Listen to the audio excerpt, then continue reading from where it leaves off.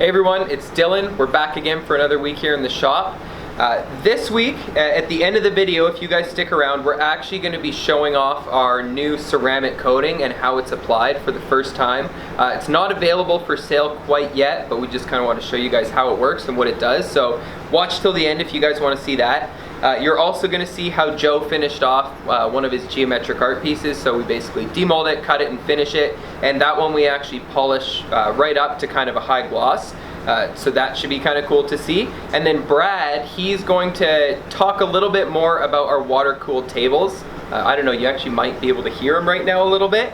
But a lot of you are interested in the plans, so he's going to talk a little bit more about those. So I hope you guys enjoy this week's video.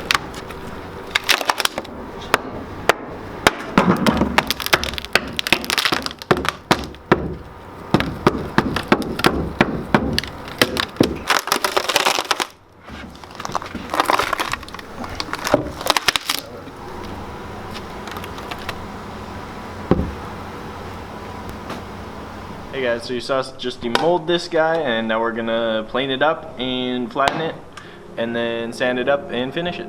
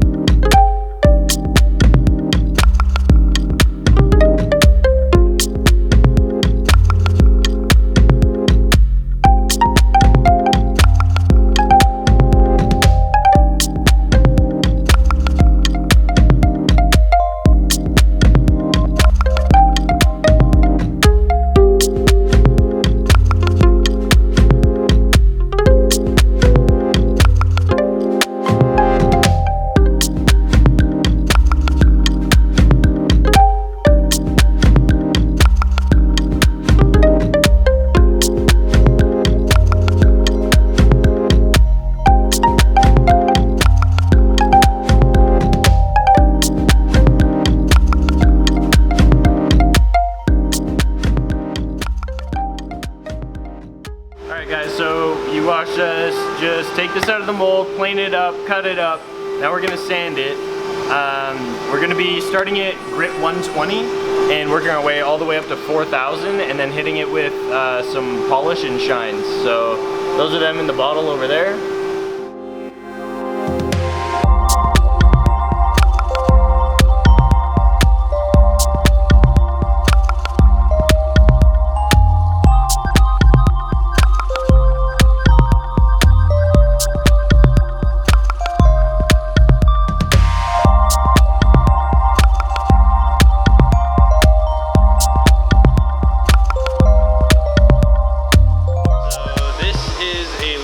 That we have here. It's called Cut. It's by Sia Chrome, and we're just gonna apply this with a buffer, and it is actually a grit, so technically it does still sand, but it's a wet sand, so it's very fine.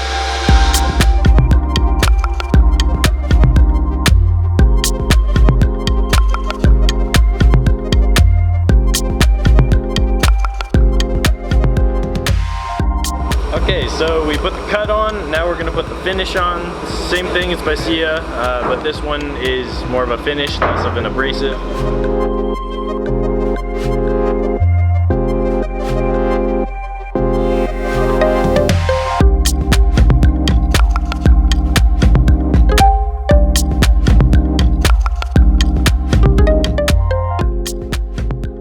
You guys just saw Joe finish off the geometric art piece. This is the kind of purple one. It is on our website, by the way. It actually came out in last week's drop, and this is one of the pieces that didn't sell, so you can go find it if you want. But it didn't look that amazing once we had it on the MDF after the pour, but now that it's all polished up, that blue color really kind of pops there. So let us know if you guys want to see us make more of these, and let us know as well if there's anything like specifically you kind of want to see in the next drop that we do.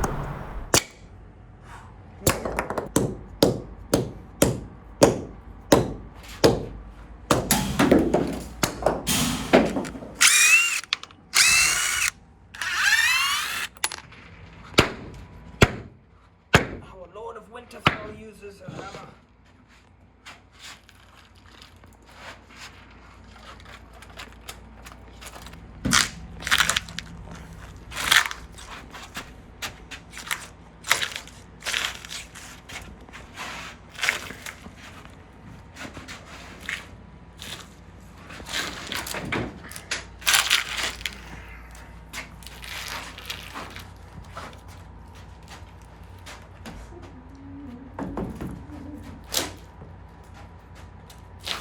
Okay, now that we've been able to construct successfully our first liquid cooled table for pouring our cast and river tables, resin river tables, we're going to move on and we're going to be offering some blueprints and plans on how to build your own liquid cooled table here.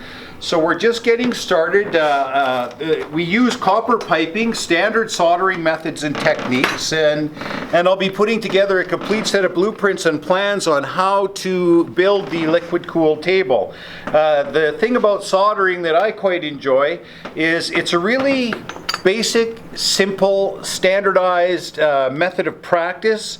The tools involved, I mean, you've got a simple pipe cutter, works just as good as anything else. You've got your wire brush cleaners as well too.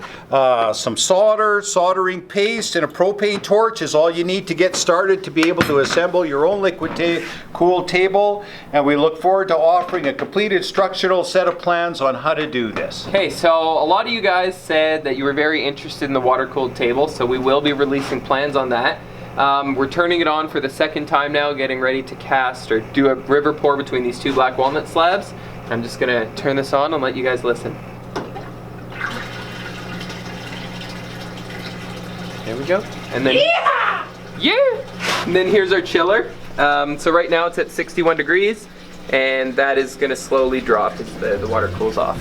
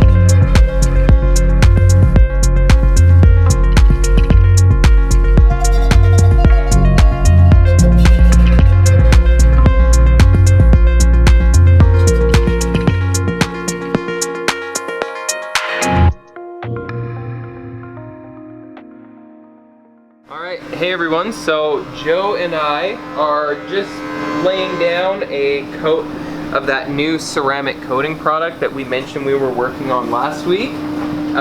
So we haven't really learned everything there is to know about it yet. We're just kind of testing it out before we release it to you guys.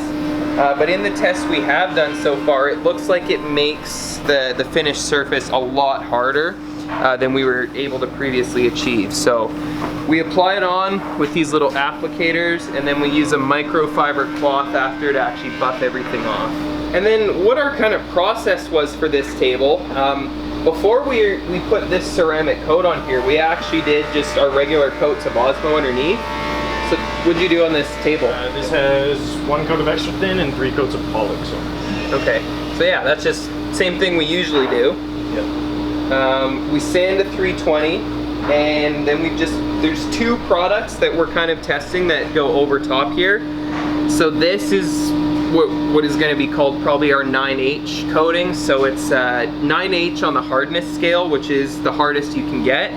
By the looks of everything we've seen so far, it looks like these products actually bond quite well with the Osmo. They don't seem to compromise it. Alright, so I hope you guys kind of enjoyed seeing that ceramic coating. It's something that we're quite excited for, because one issue, if any, that we have sometimes is the Osmo, it will show water spots if people aren't super careful. The nice thing is it can be easily repaired, but this ceramic coating should basically completely get rid of the need to have to do any repairs for water spots. So probably in the next couple months before the end of summer, we're going to release that. Stay tuned for that. This table here, that's the one that you saw us demold. So this is the big Bastogne walnut going down to California, I believe. Next week in the video, you'll probably see us putting the coats of finish on this. So go leave a like on the video if you guys watch to the end. We really appreciate your support, and we will see you next week.